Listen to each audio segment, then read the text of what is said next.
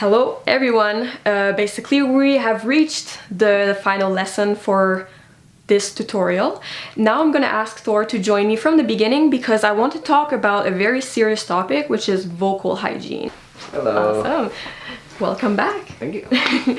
So basically I think that us together will be able to provide and give you the necessary kind of knowledge and logic to be able to really take care of your voice, of your instrument. So by vocal hygiene, what I mean is actually your vocal health. So yes, these organs, so like the vocal cords, the muscles, the way the air flows through, can be damaged. It can actually have irreversible damage, and you don't want that. So I want to give you the good habits and proper tips and techniques that you can include in your practice to keep your voice healthy. The first thing I want to talk about, the easiest one, is the environment. So when you're outside and people are doing construction or there's like a lot of dust because there's a lot of wind, and sometimes in the summer here, there's a lot of mountains, so even pollen, anything. Talking while you're outside and while you're breathing that air is extremely irritating for your voice. So what I would suggest to you is just making sure that you're conscious of your environment at all times. Not try to, be in a room where there's full of chemicals like paint and like fumes or stuff like that, gases, So this is actually something that people don't necessarily think about, but is very important. I also wanted to talk about food and liquids because yes, they do play an important role in not only your physical health but your vocal health too.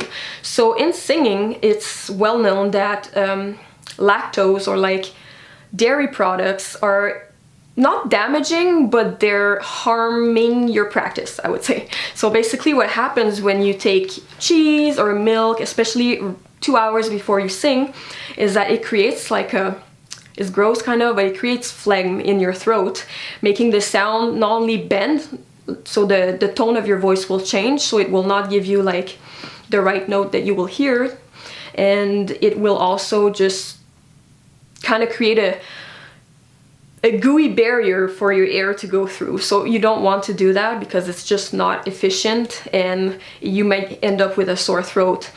So no milk before singing. Exactly. I'm sorry to break it to you guys also. Alcohol before singing is bad because it's also just like coffee, an irritant, so it's gonna irritate your larynx and all the parts here that goes and that you need the air to flow through. There's also raw meat. I know that here I'm very conscious that we like raw meat here, but maybe again before a performance, red raw meat is actually not the best for your vocal health. If we go on the positive side, honey is your best friend though. So honey in tea or like herbal tea preferably, nothing that maybe has too much caffeine, or honey on your toast. I don't know where you put honey, just honey in general, or like lozenges that have honey in it. Basically, you just want to use your logic and not go with things that are strong like menthol or things that can be drying. And what about cigarettes? Good question. That's a big no. Okay, I will take that back. If you want to have a healthy voice for a long time, and if you want to build a really stable career where you can really count on your voice and have a healthy voice that sounds good, don't smoke.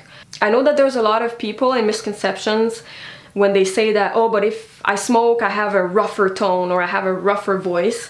Yes, but you won't be able to talk for the rest of your life after, basically, because if you're always practicing your voice, singing, and damaging it at the same time, it's even worse than just talking. Okay, so be careful when you're outside, especially if it's dusty or if there's chemicals in the air. Mm-hmm.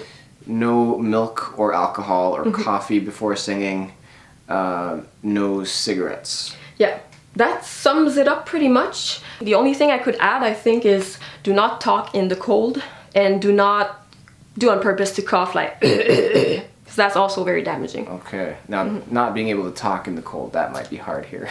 Yes, at least make sure that you have your face covered so that all this area stays warm and kind of like it doesn't freeze, right? Because it's basically the same thing that happens to water, right? It becomes hard and it tenses.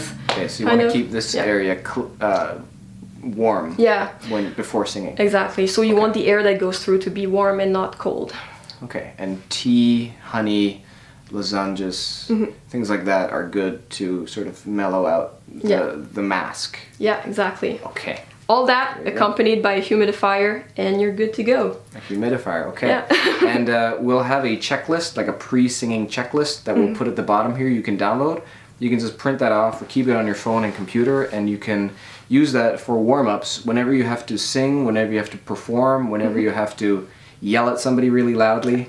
You can just download it and look it over, follow everything. You have the videos now so you can watch it, and then you should be good to go. Yeah, and in these handouts, in these PDFs, we provide even more information on maybe some details that needs to be more specified. So go and download it. And if you ever have any questions, you can reach both Mimi and myself, Thor Simonson, at hitmakerz.ca.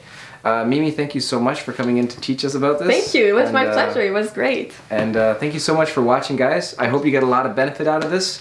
And keep singing, and we'll see you on the stage. Yeah. Bye.